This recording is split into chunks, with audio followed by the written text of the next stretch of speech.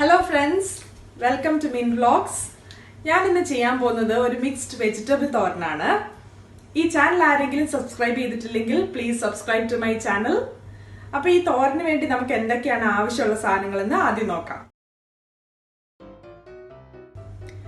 കുറച്ച് വെളിച്ചെണ്ണ, മഞ്ഞൾപ്പൊടി, ആവശ്യത്തിന് ഉപ്പ്, 1.5 പിടി തേങ്ങ ഞാനിവിടെ ചിരകി വെച്ചിട്ടുണ്ട്, 250 ഗ്രാം ബീൻസ്, ഒരു ഹാഫ് സവോള, 3 പച്ചമുളക്, 1.5 ക്യാരറ്റ്, ചെറുപയർ മുളപ്പിച്ചത്. ഈ ചെറുപയർ സ്പ്രൗട്ട് ചെയ്യാൻ വേണ്ടി ഒരു പാടുമില്ല. ഇത് മുളപ്പിക്കാൻ വേണ്ടി എന്താ ചെയ്യേണ്ടതെന്ന് വെച്ചാൽ ചെറുപയർ നല്ലതായിട്ട് കഴുകി ഒരു അരിപ്പയ്ക്കകത്ത് ഇട്ടിട്ട് അരിച്ചെടുത്തിട്ട് അതൊരു പാത്രത്തിനകത്തേക്ക് നമുക്ക് ട്രാൻസ്ഫർ ചെയ്യാം. എന്നിട്ട് ഇത് ട്രാൻസ്ഫർ ചെയ്തിട്ട് ഇത് മുറുക്കി, ഇങ്ങനെ അടപ്പുള്ളൊരു പാത്രം ആകുമ്പോൾ ഇതിങ്ങനെ മുറുക്കി അടയ്ക്കരുത്, ചെറിയതായിട്ടൊരു ഓപ്പണിംഗ് കൊടുക്കുക. അപ്പൊ നമ്മൾ രാവിലെ കഴുകി ഇങ്ങനെ ഒരു പാത്രത്തിലിട്ട് ചെറിയൊരു ഓപ്പണിംഗും കൊടുത്ത് ഒരു സ്ഥലത്ത് മാറ്റി വെച്ചാൽ പിറ്റത്തെ ദിവസം രാവിലെ ആകുമ്പോഴത്തേക്കും ഇത് ഓൾറെഡി മുളച്ച് കാണും. ഇതാണ് ഒരു ടെക്നിക്ക്. രണ്ടാമത്തെ ടെക്നിക്ക് എന്ന് പറയുന്നത്, നമ്മൾ കഴുകി അരിച്ചെടുത്ത ചെറുപയർ നമുക്കൊരു തുണിക്കകത്തിട്ട് ഒരു കിച്ചൺ ടവലിലിട്ട് കെട്ടിയും വെക്കാൻ പറ്റും. എന്നിട്ട് പിറ്റത്തെ ദിവസം രാവിലെ നോക്കുമ്പോൾ അത് യൂഷ്വലി അത് മുളച്ച് കാണും. പിന്നെ ഇത് തണുപ്പുള്ള സമയങ്ങളിൽ ആക്ച്വലി മുളയ്ക്കാൻ ഇച്ചിരി പാടാണ്. അപ്പൊ അങ്ങനെയുള്ള സമയങ്ങളിൽ നമ്മൾ ചിലപ്പോൾ 2 ദിവസം വെയിറ്റ് ചെയ്യേണ്ടി വരും. ഇതിനകത്ത് ഒരൊറ്റ ഇതേ ഉള്ളൂ, നമ്മൾ സ്പ്രൗട്ട് ചെയ്ത് കഴിഞ്ഞ സാധനം കഴുകി യൂസ് ചെയ്യുന്നതാണ് നല്ലത്. അല്ലെങ്കിൽ ചിലപ്പോൾ ബാക്ടീരിയൽ ഗ്രോത്ത് ഒക്കെ ഉണ്ടാകാനുള്ള ചാൻസ് ഉണ്ട്. പക്ഷെ കഴുകുമ്പോൾ കൈയിട്ട് ഞെരടി കഴുകരുത്. ഒരു സ്ട്രെയിനറിൽ ഒരു അരിപ്പയ്ക്കകത്ത് ഇട്ടിട്ട് ജസ്റ്റ് റണ്ണിങ് വാട്ടറിന്റെ അടിയിൽ കഴുകിയാൽ മതി. അപ്പൊ അങ്ങനെയാണ് നമ്മൾ ഈ ചെറുപയർ മുളപ്പിച്ചെടുക്കുന്നത്. ഇനി തോരന് വേണ്ടിയിട്ട് ഞാൻ ബീൻസും ക്യാരറ്റും എല്ലാം വളരെ തിന്നായിട്ട് അരിഞ്ഞെടുക്കാൻ പോവാണ്.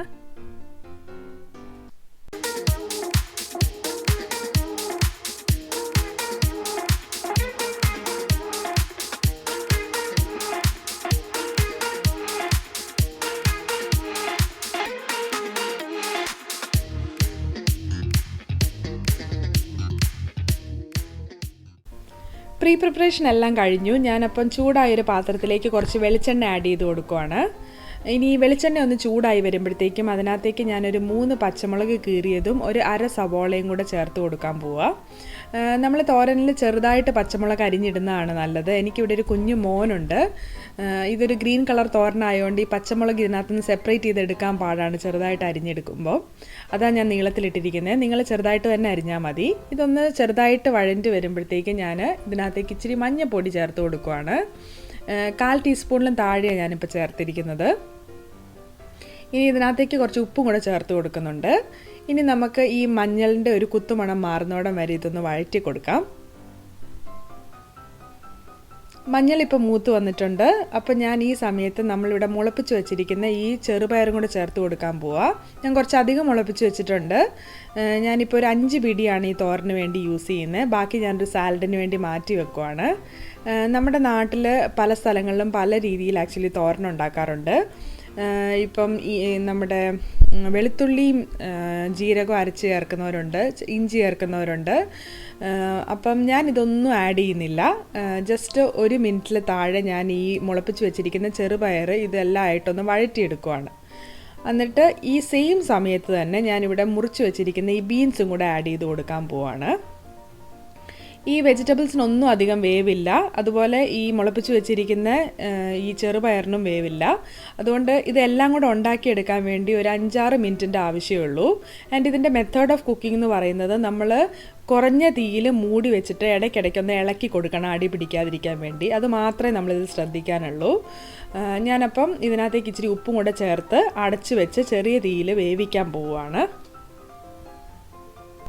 ചെറുപയർ ഞാനിപ്പോൾ മൂടി വെച്ചിട്ടുണ്ട്. അപ്പം അതിരുന്ന് വേവട്ടെ. ആ സമയത്ത് നമുക്ക് ഈ തേങ്ങയും കൂടെ ഒന്ന് ശരിയാക്കി എടുക്കാം. ഞാൻ തേങ്ങയിലേക്ക് ഇപ്പോൾ ഇച്ചിരി മഞ്ഞളും ഇച്ചിരി ഉപ്പും ചേർത്തിട്ട് കൈയും കൊണ്ട് നല്ലതായിട്ടൊന്ന് ഞെരടിയെടുക്കാൻ പോവാണ്.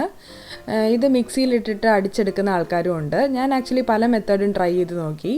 അപ്പോൾ എനിക്ക് ഏറ്റവും രുചിയായിട്ട് തോന്നുന്നതാണ് നിങ്ങളെ കാണിക്കുന്നത്. നമ്മുടെ ബീൻസും ചെറുപയറും ഒക്കെ അത്യാവശ്യം വെന്തിട്ടുണ്ട്. അപ്പോൾ ഇപ്പോൾ ഇവിടെ മുറിച്ച് വെച്ചിരിക്കുന്ന ക്യാരറ്റും കൂടെ ഞാനിപ്പോൾ ആഡ് ചെയ്ത് കൊടുക്കാൻ പോവാണ്.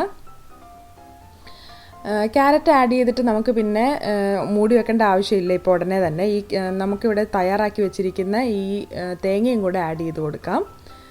ഞാനിത് ഒന്ന് രുചിച്ച് നോക്കിയായിരുന്നു. അപ്പോൾ എനിക്ക് തോന്നി ഇതിനകത്ത് ഇച്ചിരി എരിവ് കുറവുണ്ടെന്ന്.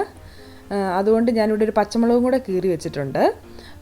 അപ്പോൾ ഞാനിപ്പോൾ ഒരു പച്ചമുളകും ആവശ്യത്തിനുള്ള തേങ്ങയും കൂടെ ആഡ് ചെയ്ത് കൊടുക്കുവാണ്. നിങ്ങൾക്ക് എരിവ് കുറവായിട്ട് തോന്നുന്നില്ലെങ്കിൽ അത് ആഡ് ചെയ്യണ്ട.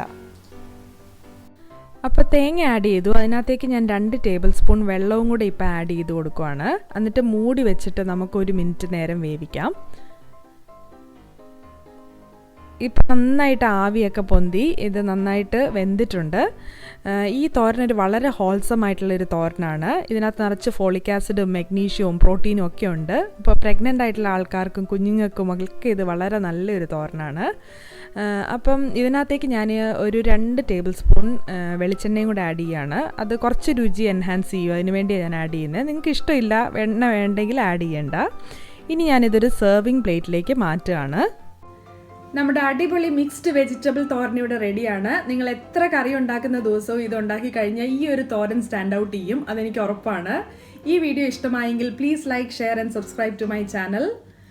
താഴെ കാണുന്ന ബെൽ ഐക്കൺ പ്രസ് ചെയ്യാൻ മറക്കല്ലേ. All of you stay safe. See you in my next vlog. Bye.